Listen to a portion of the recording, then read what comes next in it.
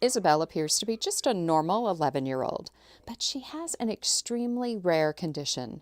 When she was just a baby, she would bleed spontaneously from the mouth. She didn't act sick, but she would bruise easily.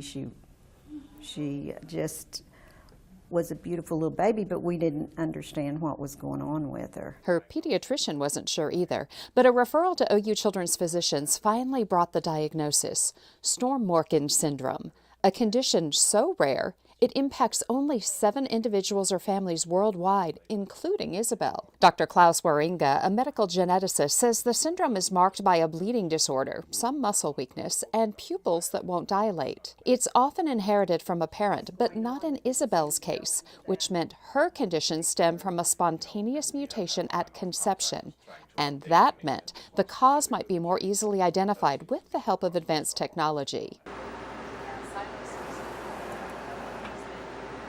That's where the experts at Oklahoma Medical Research Foundation came in. Dr. Patrick Gaffney and staff scientist Dr. Graham Wiley set to work trying to uncover the genetic underpinnings of Isabel's condition utilizing exome sequencing. So the technology allows us now to just extract out of the whole genome just that 2% of DNA that encodes for protein.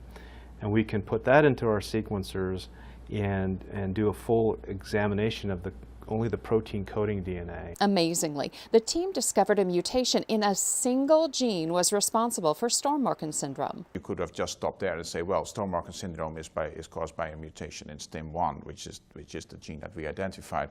But then, of course, it doesn't tell you why, what changes in the gene or in the protein that gene codes for. What are the changes that then lead to this kind of unusual combination of symptoms. Enter OU Health Sciences Center cell biologist Dr. Leo Chioakis and postdoctoral scholar Dr. Vasil Nesin.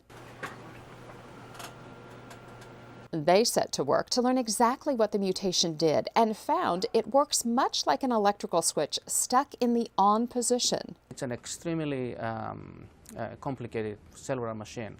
So in this case, what the mutation did, which is fascinating because it's just one amino acid mutation. What it does is, what it did actually, it didn't let the channel to close back. So it kept letting calcium into the cell. In patients like Isabel, that meant certain cells, including her platelets, were essentially overloaded with ionized calcium. And that caused the unusual combination of symptoms that mark Storm-Morken syndrome. The findings were confirmed in laboratory studies by colleagues at Duke. Credit for that. Hey, it's okay. The team now hopes their discovery will open the door to more research and perhaps treatments for this rare condition and others not so rare too. The revolution of genetics is going so fast that what we didn't know exists is now practiced, and that is a 5 years difference.